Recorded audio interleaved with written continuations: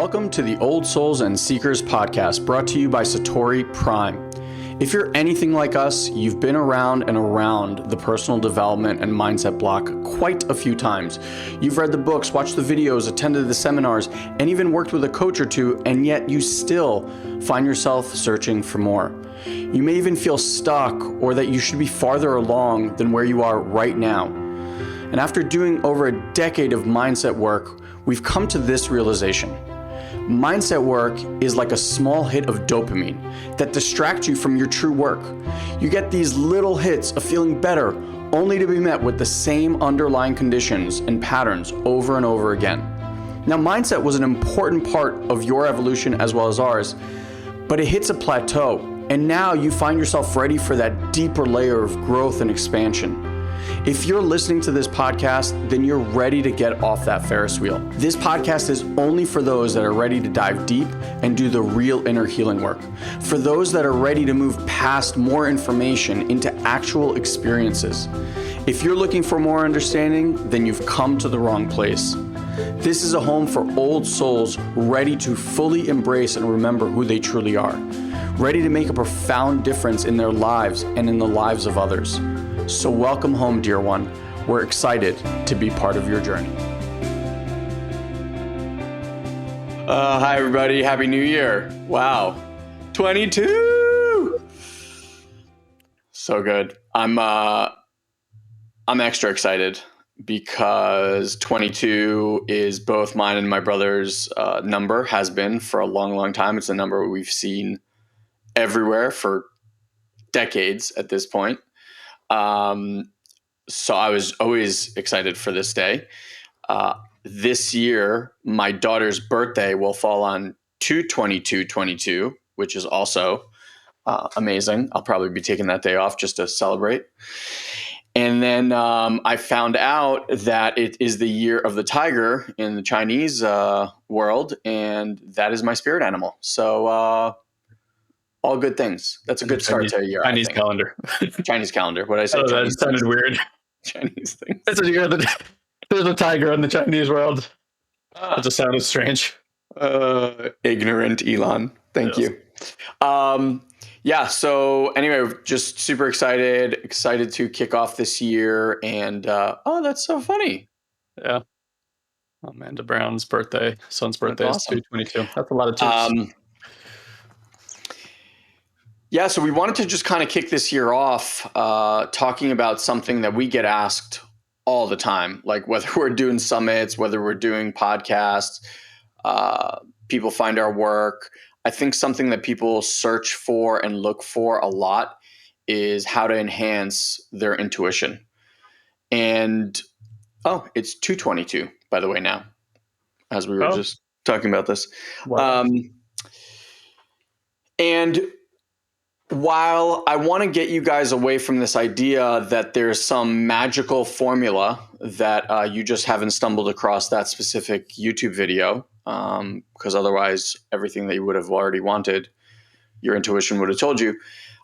I do honestly believe that the practices that heighten and awaken your intuition are actually quite simple. So I'm not talking about necessarily the time frame in which it will take you to get to that place. I'm more talking about the steps that Guy and I have taken and also coached thousands of people to help kind of re-awaken, I should say, that aspect of yourself. Anything you want to throw in there? No, I'm going to let you set the foundation, then we'll fill in the gaps as we go. Yeah. Someone was asking, does everyone have this kind of number, or are we just not aware of it? It's interesting when I talk to people and I share with them so for Guy and I, it's usually been 2/22 is the number that we see everywhere. 22 I see a lot, but 2/22 is kind of the number.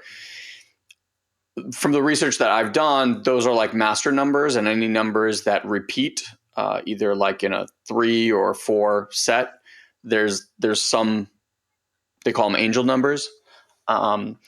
My kids always ask me, like, what does it mean? What does it mean? And I don't know that it has a meaning per se, but the meaning that I have and the meaning that I've spoke to many people that see certain sequence of numbers, certain people will see like their birthday, or a certain sequence of numbers every time they look at a clock or on license plates or on calendars or whatever it might be. The meaning that I give it to it is just it's like a knowingness and a reminder that I'm on the right path. And it doesn't mean that like my life is always going swimmingly at the time, because sometimes I'll be in this like heat of the moment, da da da da da, and these numbers pop up, and it kind of like lets me stop and go, okay, yeah, this too is part of the process, you know. So it's kind of like my guiding lights Similar on for me. the path. I know two has a lot, it's duality, right? Like every number has a purpose in the frequency, and that's what two is all about, duality. I don't quite know when you start adding them up together, and certainly we're living in a time of perspective about duality, or duality being stretched to polarity. So it seemed very apropos for where we are, conditionally as a society right now. Yeah. I know when I looked it up, like for the actual definition, it was it symbolizes master teacher. So it's like a master teacher number 222. Well, we could use a lot of master teaching right now. Okay, so intuition. I'm going to first just talk about a few of the things that are in the way of people actually having intuition be the guide of their life. Because at the end of the day, it's one thing to just have intuition. It's a whole other thing to actually explore living from that space. And that's something that I just want to say up front takes a lot of courage and a lot of trust to live in that space. Okay. So first, what I can share with you of things that I've noticed in the way of you living from that place. Our main foundational thing that we train people to cultivate internally in their nervous system in any of our programs, whether you come to our 2-day live intuitive mind event or you jump into our emotional intelligence mastery program, which has now 4 levels, right? Level 1, 2, 3, and 4. Each one of those is going to take you and get you closer and closer to that place. But the foundational piece that sets it all off is this feeling of safety and well-being in our system. So most people, what happens is they create everything in their lives while their nervous system is in a state of fight or flight, fight, flight, or freeze. So mostly human beings in today's society are almost exclusively in a state of fight, flight, or freeze. The times that you're not there are the times that you drank a glass of wine or had a cocktail or took a hit of something or took your meds or went to bed. But other than that, the most of society just lives in that place. And so what you want to get is in that place when you don't feel safe, when your body feels, your nervous system feels under threat, real or perceived, it makes no difference. You cannot possibly have any intuitive interaction, because at that moment, the mind is what's firing, and the mind is trying to figure out how to get you into survival. So said another way, if you don't feel safe and you're trying to create results from that, I don't feel safe, there's an energy that you're going to imbue into every single thing that you touch, every single thing that you do. When you imbue it with that energy, what you are going to get in return is a function of that energy, which is going to produce more and more circumstances for you to survive, which again puts you into this loop of I'm not safe, it's not safe, I need to figure this out. And so if you find yourself in this realm, you'll notice that when you are not safe, you have developed certain strategies to get into safety. So some people, they're just the doers, right? Like I'm just going to do this, I'm going to do that, I'm going to do this, I'm going to do that. There's other people that just research. They need to research, they need to get information, they need to gain safety from that. There's other people that just run away, right? Like I'm just going to run. So whatever your strategy is, and you don't have to look far, it is the way that you've produced every result in your life. It's like your superpower at this point. that's the way that you produce results. You could either be smart, you could be caring, you could be you take care of everyone, you whatever that is. It's a response to the nervous system not feeling safe. Broski, anything you want to throw in here? I read recently that awareness is to the mind as food is to the body. Say more. Meaning like the fuel of the mind is awareness, like the fuel of the body is food. So, what Elon's talking about is all these little, like when we're in survival, which again, like Elon mentioned, 99.9% of the public is basically living in a perpetual state of somewhat controlled survival.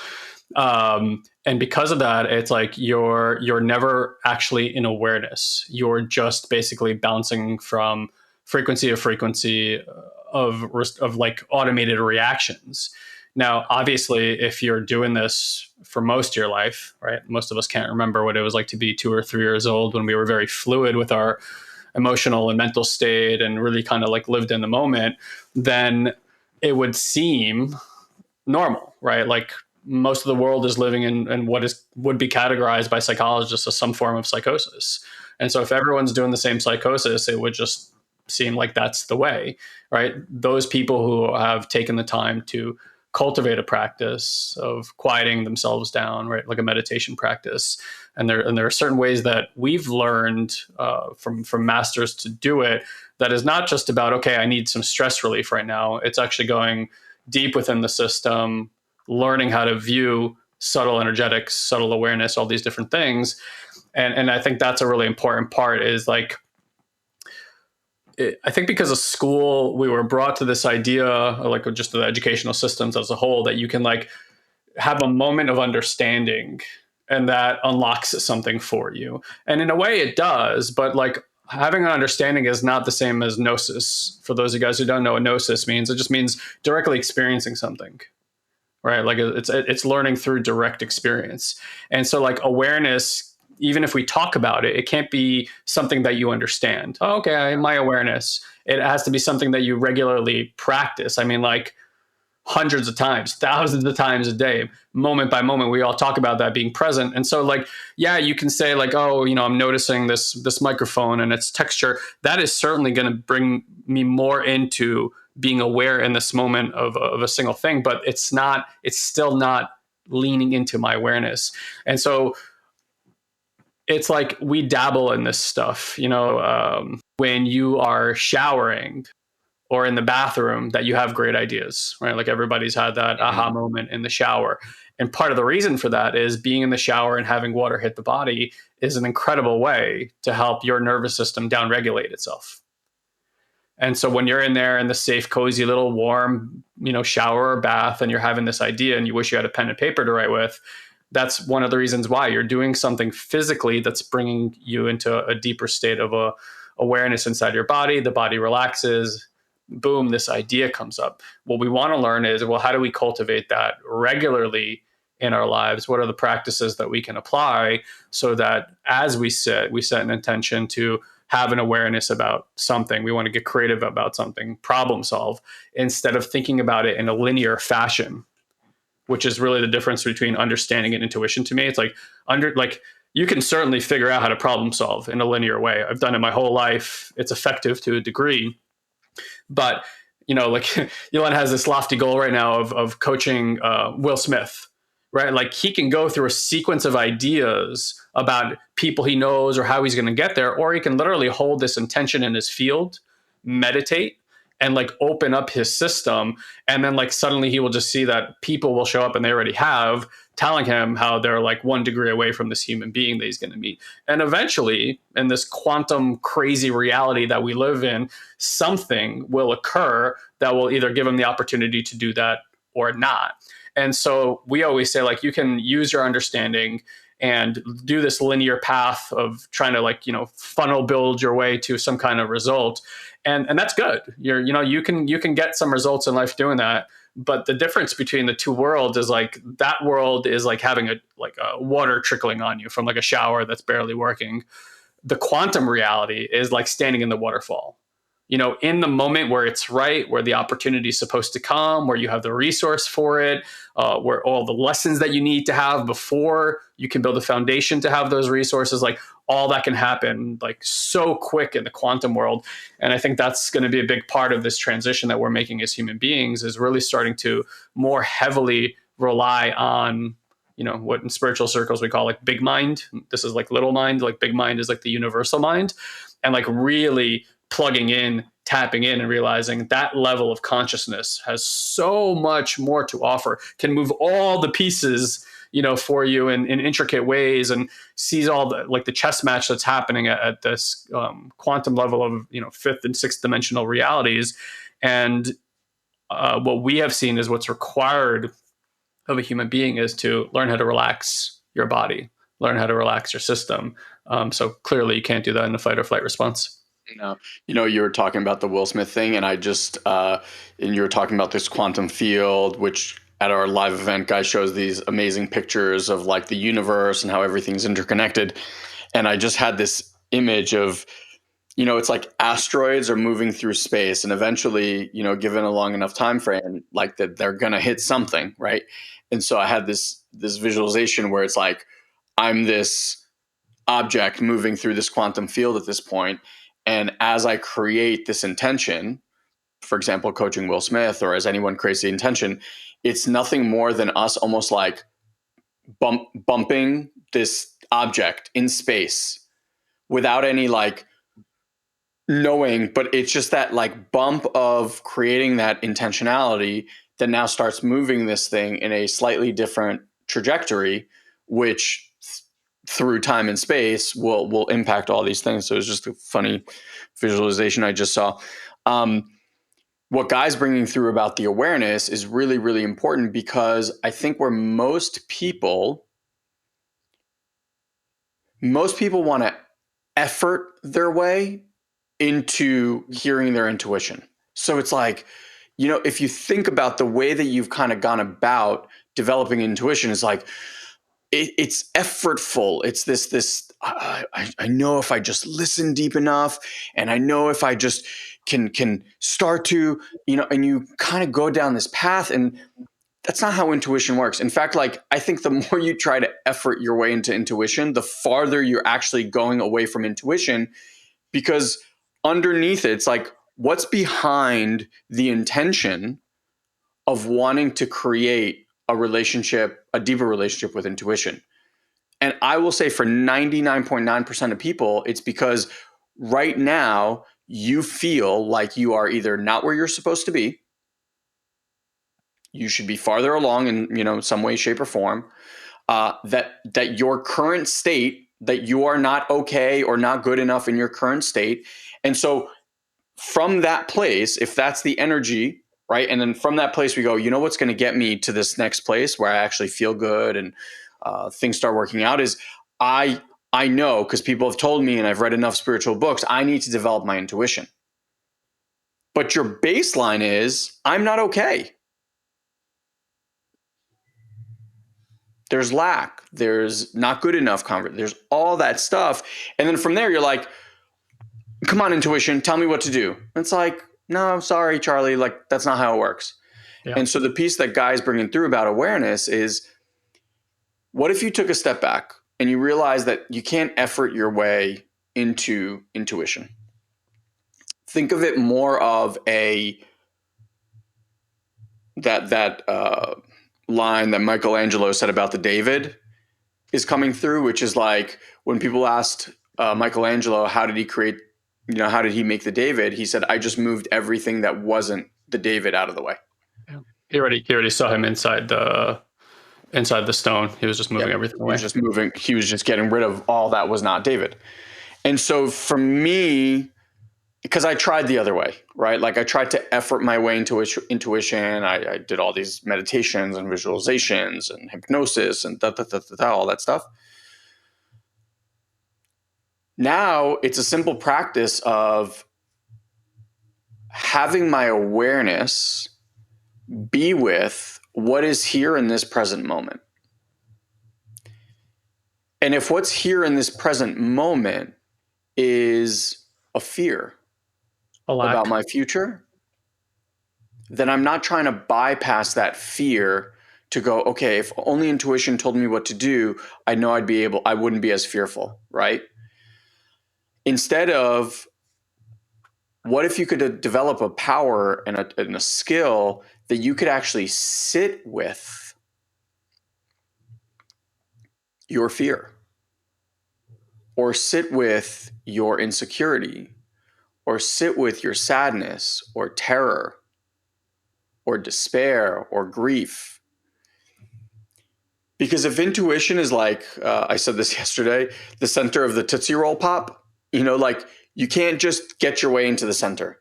It's a layer by layer by layer by layer experience.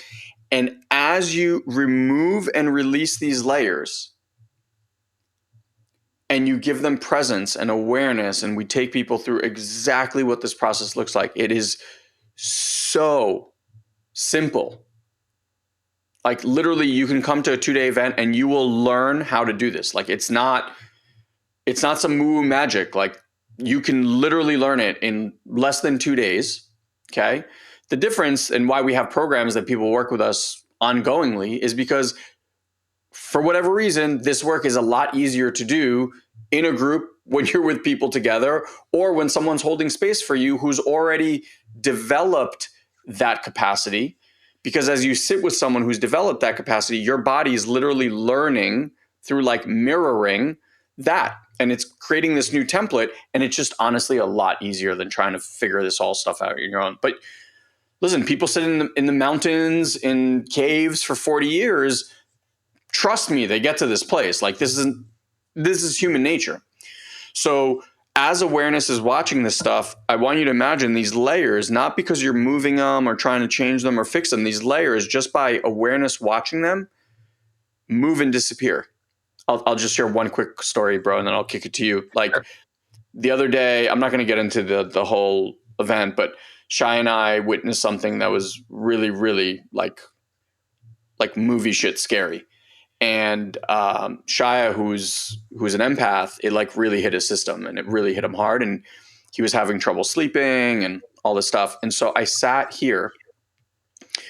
This is his room that I commandeer from my office, by the way. I sat here, and he was lying in bed, and I had him just presence the visualization, like the thing that scared him, right? And then we simply, with awareness, found where in his body that fear is living. Like, where does he feel contraction? Where does he feel anything? And he felt that his solar plexus were really it was like really, really tight. And then his stomach was kind of like, punching him from within. And I was like, okay. And then what you want to get is like, when that stuff's happening, whether you're aware of it or not, your mind is aware of it. So as soon as there is a constriction in your nervous system, the mind looks down and goes, oh, this is not okay, because this is going to bring up all this stuff. And that's when you go into your patterns to try to fix shit. And that's where he was going. And our mind is a dangerous place when it comes to fear, because it can create Hollywood style motion pictures of all the things that you need to be afraid of. So anyway, I have him move his awareness to his feet. And we're just sitting there with awareness on his feet. And without me even explaining like what's happening, what's supposed to happen, how this works or anything, he goes, within a minute or maybe two, he goes, Abba, the thing in my solar plexus is getting better. Like it's moving away. And I was like, yeah, Shia. Like even before I could highlight that for him, he was already on it. And with that shifting of that layer, what happens is new information comes through. And as this new information comes through, it actually ignites your intuition. It ignites that inner guidance and inner voice once the stuff is not in the way to block it. Mm. Go ahead, bro. Yeah, it's awesome and amazing, right? Like that's to teach children these skills now, like knowing about how much trauma we go through. And you said like, why the programs, but I'm like, well, there's a lot of shit in the basement. There's a lot of stuff we all need support with. I mean, like Ilan and I are week in, week out with coaches, sitting in presence with people, giving and receiving, healing all the time, because it's like every day. Like, think about the tens of thousands of little micro transgressions that have happened throughout your life, and then like the really big ones that you really remember. And it's like the body doesn't forget. What was that book, The Body Keeps Score? Like, it keeps score of everything. And until you learn, because a lot of people are avoidant, even if you're anxious, you'll avoid. It's like when the sensation arises in the body that's unpleasurable. Again, we've all been trained to like look out into our reality and then do something about it out here. But the reality of what's happening in the quantum realm of what's happening is within you. It's in your cells. It's in your atoms. And so with our attention, we can put attention on it, but attention is like sharp. It's like a very sharp knife that hurts the body. Awareness is this like neutral, loving mother, father kind of energy that just can be like, I know I see you, purely see you.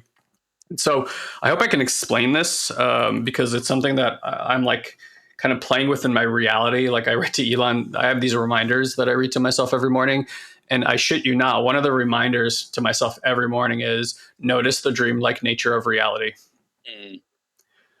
Because the sleeping state is still an awakened, aware state, right? But think about that. That's a state where like none of your programming is online. And it's like, what can't you do? Like, I don't know about you guys, but my dreams are super vivid, really beautiful, or really scary, right? Like, and I wake up into the emotion of the dream I was just having often, right? Like, it's very much in my body. So it's like, yeah, we've created a distinction between like this awakened state, but there's something about the sleep state that if we really inquire, and it's why so many people want to learn how to like become aware of their sleep, right? Like with like lucid dreaming type of stuff. There's a lot of science about like, hey, if we can become aware of that, there's something changes in your awakened state because of this as well. And it's because you're going to notice the dream-like nature of your reality when you dream. But when we come here, it's like imagine like a different consciousness, and then I'll get back to what I wanted to explain. Like, imagine a consciousness from a different world that took a psychedelic to experience what we see on a daily basis. Like if like we lived in some alternate reality and you took something to see our reality, how fucking crazy it would all be, right? Like, rain falls from the sky, there's electricity, like lightning, wind, like all the forces of nature that are here. Imagine you just came to it and you're like, well, this is the craziest reality ever. But to us, we live in it and we've normalized it. So something I'm like really playing with in my awareness and consciousness is it's all one, right? Like, I know we say that, but like, what does that actually mean? So we have these like conceptions of good and bad, right? These ideas of light and dark. And again, we polarize everything because there is polarized energy, but polarization also means it holds it together. It doesn't mean one is good and one is bad. It means it needs these contingents to create one of something, right? So when we think of good, when we think of evil, all evil means is the absence of good. So there's no evil, there's just less good in our awareness. When there's dark, it's the absence of light, but there's just light. You guys get that? Everything like the polar opposite is just the absence of something. But because we're so trained to this, our mind is mostly looking at absence and making it real. Scarcity and money. I don't have money. No, you have an absence of abundance is what you really have. But abundance is clearly available everywhere, all the space. So then when you meditate or when you set intention, often people are like, well, I'm here, I want to be here. So let me change my energy to be here. And that's better because at least you're focusing the awareness on a different frequency. And I think that does move the needle. But as I sat here, I'm like, you know what? Even that doesn't feel good because if I'm like, well, abundance, I'm going to think about abundance. I think about abundance. What you're also saying in that moment is you are validating the lack. You're validating the lack of abundance. And so that doesn't quite work either. And in Buddhist principles, there's this, I say this now all the time. People think about like, well, how do I get to the middle of an idea, right? Like there's this polarity, there's this polarity. They're both extremes. They're both triggering. They both make me stubborn and this and that. And people are kind of like, like what's the middle ground between these two? And we think if we keep arguing the two different sides, we'll somehow find the middle. That's not how you find the middle. The middle is not the place in between two points of views or two polarities of energy. It's the inclusion of both. Okay. Like the atom would collapse if it didn't have a positive and negative force inside of it, right? It has to hold both in order to have like centrifugal energy to create this alignment. And so when I meditate now and I look for this intuition and this place to ground my system, where do I want to sit? I want to sit in the place that holds both, which means I'm not really concerned about either. I am neutral, right? I am the neutron between the two. And the neutron is that it's like I try to imagine like a wealthy person that never has to think about money, like has never even considered that there wouldn't be enough money, right? They're in a much more neutral place about money. It's not good, it's not bad, it's always is. It's like breathing air. They anticipate it to be here. Like if any one of us for a moment thought that there wasn't clean oxygen to breathe, we would start suffocating, right? But like you wake up every day into the absolution that when you open your eyes, there's going to be air for you to breathe. Imagine you were concerned with not enough air. It would literally have a physiological effect on you right away.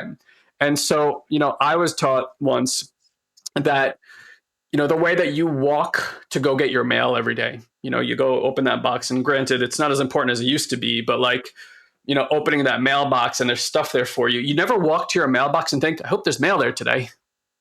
You just have this like knowing in your body that there is. And so I work with my meditation to bring myself to that state that it's not a desire to have, and it's not an objection to what is.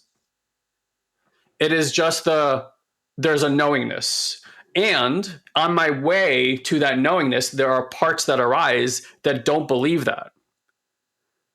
And so what I do when I work my parts is, this is where we bring our awareness training in, is like there's a response, just like Ilan mentioned with his son in that very scary situation. There's some trauma occurring in the body, or a physical, energetic response. And if you tune into that, the intelligence of the body knows how to disseminate that and basically bring you back to that neutral state, right? Again, you don't have to, it's not a linear thing. It just happens when you know how to work and cultivate awareness. And so that for me is really what I'm working on, is like, can I have an intention? Yes. Can I have a desire? Absolutely. But the moment it starts going too much in this way, too much avoidance here, too much desire here, I feel like either it taints the intuition or it just makes it not really possible. And then you're just, you're going crazy trying to figure out in a linear reality that you think it's linear, that you're looking at two separate things, right? Like good and bad, or abundance and scarcity, when you're really actually always looking at abundance. You're really actually only looking at good, right? So any absence, to me now, what I'm noticing is there's a response. Let me be with that, and let the absence see that there's nothing here but that. And then just this knowingness that arises that it already is, and that there's nothing I need to do to get there. And really trusting in like the quantum field that, of course, there's an unlimited amount of that there for me, for everybody. And that I'm just trying to, open my system to tap into that frequency. Yeah. I hope that was helpful. Yeah. And just something to really take note of, like intuition is your God-given right. This is not something that you need to learn. This is something that you just need to get back to. Kids operate only through intuition up until a certain age, right? Like till that voice in your head gets created, you are living and operating only through intuition.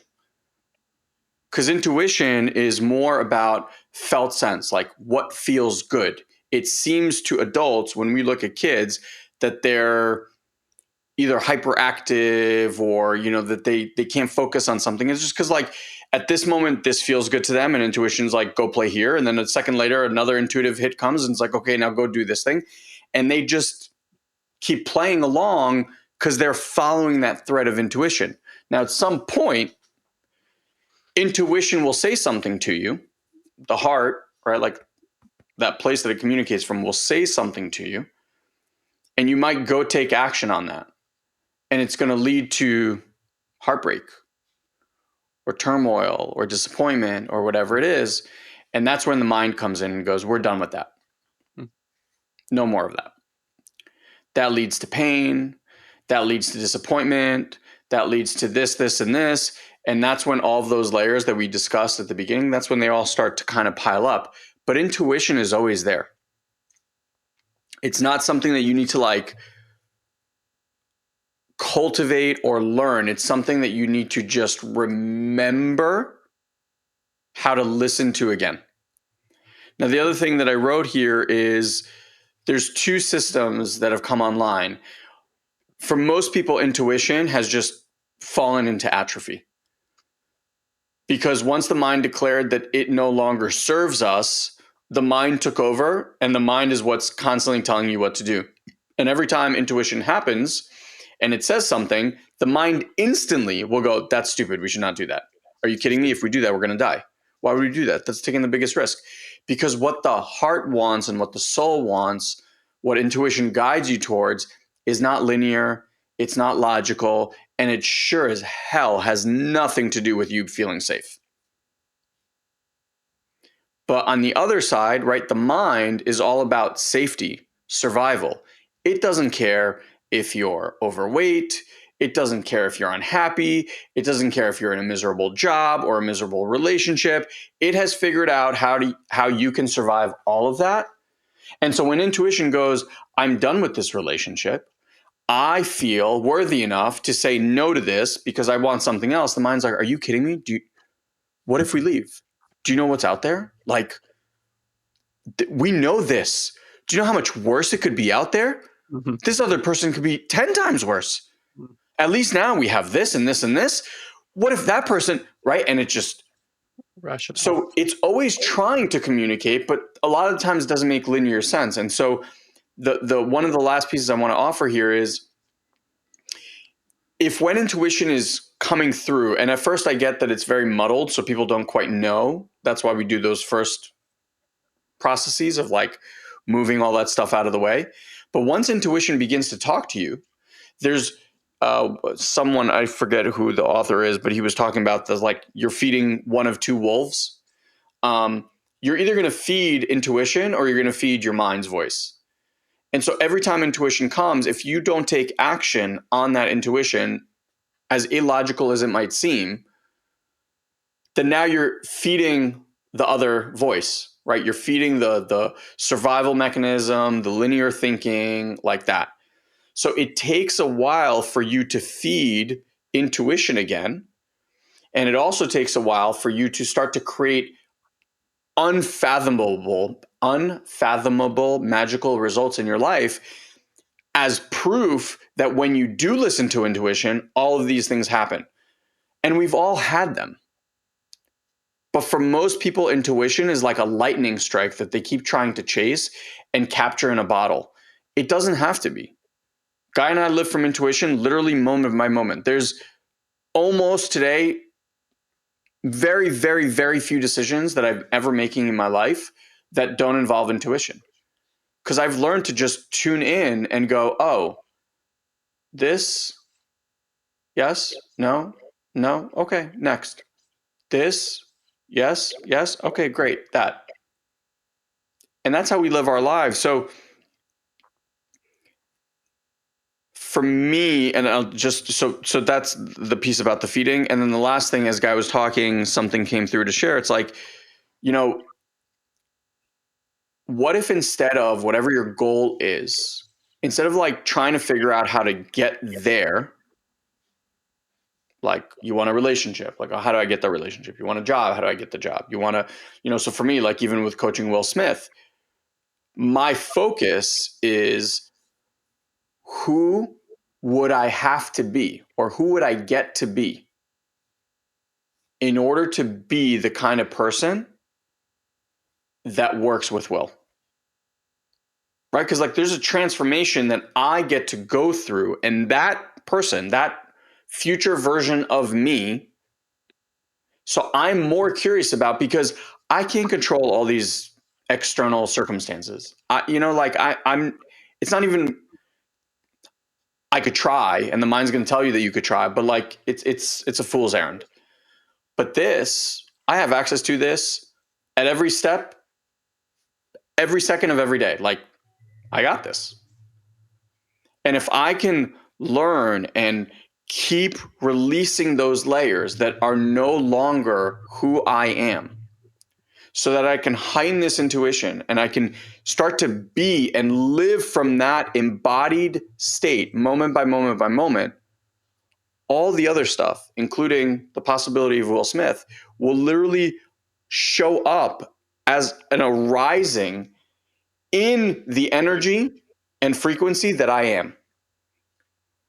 So intuition is what basically came through and said, ooh, you get to be Will Smith's coach. Like that's kind of what, and at the moment, right, I was like, that's fucking crazy. Like my mind is like, are you fucking, like, that's insane. Why would he ever work with you? Who the fuck are you? Like, you don't even have a book. Like you did, right? Like it's just yap, yap, yap, yap, yap. And I'm like, okay, I get that. That doesn't make any sense to you. And I get that you're afraid. And I get that this would really make you uncomfortable and all of it. And you can do all this stuff, but like, that's not what I'm listening to. Because I have a feeling deep within, like, that this has already happened. I'm just kind of walking the path. And so now I'm curious about, like, wow, who would I be at that moment that we meet? And that's what I can work on. Yeah. And the last part here I'll just say is, like, your intuition is your joy. It's like, you always know when you do something and it's against your principles or your joy. I mean, like, there's a reason 55% of the American public is quitting their jobs and not going back to work. Yeah. It's not a lack of stable jobs. It's people realizing that being home with their children feels way better. Being home with their spouses, not being in an environment that's toxic with gossip and all the other things. And it's like until we make those changes, like, thank God, at least people are starting to find their joy. And okay, so there's some economic hardships that's come along with that, but changes need to occur. When 80% of people are saying they're miserable at their job and that's where they spend a predominant amount of their time, that spills over into every sector of society. That spills over when you drive on the roads. That spills over when you go get service from somebody. That spills over when they go home and they're frustrated and their kids get that. And then their kids learn that that's the right response to life. Like, shit's got to change, right? And when they ask people and they survey people on their deathbeds and they ask them, what are the things that you would have changed? And like in the 95th percentile, people will regret, I didn't do what made me happy. I lived my life to make other people happy. And the irony of that is nobody fucking cares. Like, when people drive down the street in your sweet ass car and you think that, like, the people care, they don't. No one gives a shit. You're playing who was I listening to? Oh, it was actually Jay Shetty. I heard like a little clip of him speaking with Tom Bilyeu. He's like, what most people are concerned about is not even what's happening in their head. It's what's happening in their head about what they think is happening in your head. Yeah, it's like the mind trying to figure out what that person's mind is. Not how do I feel about myself, but how do they feel about me and how do I feel about that? And that is predominantly how life is lived on planet Earth. So, like, intuition is a way out of that game where you free yourself of the need and suffering to please people because nobody understands your path. Of course, they're going to tell you that it's good or bad based on their experience and what they've done and how they've experienced the world. And anybody's going to tell you that something is not possible if they don't believe they could do it themselves. That's just fundamental human nature up until now, right? But that can all change. Like, there's a path for each human being on this planet, and thank God, economies and technologies are bringing an opportunity for many people who didn't have the courage to step out to suddenly be like, I can do this. Like, we're about to see a swash of billionaires under 30, kids living at home in their teenage years making more money than their parents, opportunities for AI and technology and education to heighten dramatically for those who want it, education and experience well before they graduated college. Like, we are about to see a brand new type of human being on planet Earth. And if you're concerned about what's happening, realize that this is the decay and dying of an old paradigm that's happening. But if you want to participate, even if you're older, doesn't mean that you have to participate in the older mind. You probably have some more stuff to go through than someone who's not as conditioned in that space, certainly. But at the end of the day, intuition's intuition. I don't care what age you are, your awareness and your intuition is ageless. And if you're curious, it is never too late to begin living a life of more passion and pleasure, and seeing, honestly, like, where does that take you? Like, where does that take you? Where does an unplanned life take you? Where is the flow of energy take you? And I imagine if we were each pursuing that, then we would be living in a much more beautiful, colorful world than we do already. Yeah. I was talking to someone about the other day about work, and he was saying, I can't believe that people spend whatever it is, 60% of their life, right, in work that makes them miserable. He's like, I can't even fathom that. I was like, I get it. It's just, but again, where we started the conversation, right? Who chose that job? Did you choose that job? Did intuition choose that job? Or did the mind, terrified of what your life would look like if you didn't have that job, choose that job? And you can start to extrapolate that across every area of life. Like, you did very little choosing in your life. The survival protection mind that you have is who chose almost everything. Where you lived, who you date, what you eat, how you dress, what car you drive, like everything. And so when you ask intuition to step in and go, okay, now we're going to live from here, you think this mind is like, yeah, sure, go ahead, you take the wheel. It's like, are you fucking kidding me? Do you know how much time I've spent building this? And you're going to come and destroy it because you want to feel good all of a sudden? It's like, no, we're not doing that. And that's what you're up against. And that's why when you do the work and all of a sudden it's like, well, it's not working. My mind's still doing this. Like, one of our clients today reached out to me because she had this huge hit. She's like, I want to up level. I want to get into the next level of the program. I was like, that's amazing. And she said, as soon as I said that, my mind just went ballistic. I was like, yeah, mine does too. Every single time. It doesn't even matter. Like, I just know that whatever this wants, this is going to fight me about. It never goes away. At least in my experience, it never goes away. From 20 years of doing it, never goes away. I just don't buy into it. I give it time. I give it space. I let it do its freak out, just like a kid having a tantrum.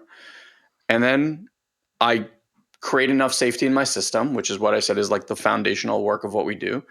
And through that safety, all of these triggers and all of these protections and all these things, just the volume just goes way down. And then you just get to what Guy was saying, like, you get into that flow. And then when you throw the oars and you let life take you, as scary as that is, and as much courage as it takes, the results just speak for themselves, because they will come to you effortlessly, they will come to you easily, and they will be grander than anything your puny little human mind could have ever imagined for yourself. Trust in the big mind. Yeah. Trust in the big mind. Yeah, somebody just got on. Do you consider intuition and motivation the same thing? No. And it's, we talked about it throughout the entire show here, but motivation to me, it's like, what's motivating you oftentimes is scared parts inside your system that are motivated by fear. They're motivated by stress. They're motivated by overwhelm. And to their credit, they're trying to stop that. They're trying to get you out of those patterns. And that's beautiful. And that's what we want to acknowledge, is that these aspects of you that feel like lack or scarce are really working really, really hard. Like, if you had like 1,000 workers behind you constantly working, you're not gonna be like, stop it, like, stop working for me, like, you idiots. You're gonna be like, oh my God, thank you. I didn't even notice you were back there working so hard. Let's upgrade those systems. Let's calm them down so that the work they're doing is not just expending energy to look like work is happening. Again, think how many people have a job that they look like they're just making themselves look like they're expending energy, which is tiring all in itself. That's a lot to manage, making yourself look like you're doing something, not even doing something, and like upgrade those systems so they can calm down and turn more towards the intuition and be like, hey, what does feel good right now? But if you are so disconnected from your mind and your body and your heart and your energetics and your spirituality and the quantum nature of your reality, we are so many layers away from understanding what the fuck is going on. Like, I know I know that we used electricity, but I want you guys to understand we don't actually understand what it is. Like, let that sink in. Like, I understand that we anesthetize people, right? Like, you put people under. They don't even know how that works. Go ask somebody who's doing anesthesiology. They don't know why it works, which is weird because then they think they're going to come back from that. But we know it works. A law is a law. It doesn't have to be understood why it's working. Like, we have theories, gravitational theories. Those will change. Everything that we theorize today that feels so solid will change. It will evolve. It will adapt. We will see other perspectives and it will change. We have not figured it out. We're so far from that. And so if you start understanding that you are a quantum, multi-dimensional being, understanding that, cool. All right, man, take some psychedelics. That's fucking great. But like, we're all cosmic dust, man. Yeah, exactly. We're all just stardust. And we are. How fucking crazy is that? And if, like, the way to uncover these truths is the way that our ancestors and the indigenous did it. They didn't have to go look out there, although I'm sure they did. They looked in here because what they understood of what's happening in here is a microcosm of what's happening out there. This is just a smaller scale of the universe. Yeah. At every level of reality that we look at, it all looks exactly the same, identical to itself. There's a giant fractal recreating itself. So you are a fractal of this giant fucking universe that's happening. You want to know, like, I remember... there's like an old video of me somewhere after sitting 10 days in meditation, in silent meditation. And like, there was stuff streaming, pouring out of me about my experience, but suddenly pouring out of me about understandings of the universe.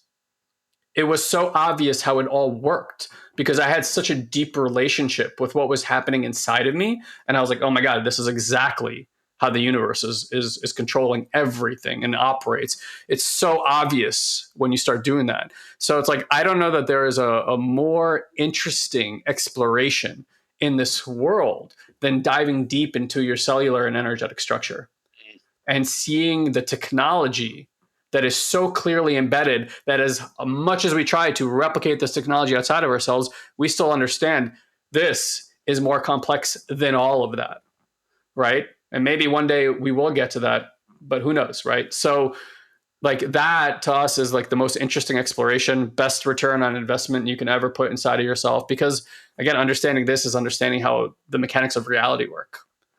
And I'm not saying that you have ultimate control over that, but you can certainly participate and lend itself to have a much more positive, expansive, abundant, healthy, connected experience than, again, what most of humanity is currently experiencing. I do believe that pressurization is necessary for most of us to have transformative experiences. I'm very proud, even though I know there's a lot of bad things, again, quote unquote, that are happening out there in this reality right now. At the same time, it's so necessary for us to be pushed through the reality that we've been living in, and we need a kick in the ass to move into these higher states of consciousness. And as far as I can tell, whether you're absolutely listening to Ilan and I on a day in or day out, or you have other teachers you're listening to who are revealing these truths to you, that even people who don't care at all and are not looking whatsoever are still participating in evolution and are getting these lessons at the subtle level in their cellular and atomic and energetic structures. It's not like those who look are good and those who look are not looking are bad. So I think we'll end it with that. Guys, we love you all. Hope you enjoyed the conversation today. If nothing else, I hope it created some curiosity for you in your system. Know that at the time that you're listening to this podcast, if you're listening live or will be listening within the next week, our next live event is right around the corner. If you want to explore this level, this cultivation of awareness and energy, healing, connection, and I'm telling you, we don't care how much work you've done, how many meditations you've taken, how many teachers you've worked with, what we're doing here is fundamentally different than pretty much everything else that's out there. It will tie together so many things that you are already good at and amplify them in ways that you cannot even imagine. If you want to be at that next event, go to intuitivemind.live. Apropos with the name, intuitivemind.live. Get your ticket, jump in. If you don't absolutely love the event, we'll refund you wholly and completely. We're here to not prove to you, just show you there's a whole different path to this awakening process that most people have not undertaken. It is your birthright. We'll be honored and privileged to preview it for you. I know that it's like the moment that you get this awareness through Gnosis, you can't unsee it. It can't go away. The only thing you can choose is whether you want to cultivate it more or just have what you have, right? And that's the invite. If you need any support at all from ourselves, our team, you can go to satoriprime.com/register, get some basic information about what we do, book a call with our team. We're here to support you guys. We love you very much.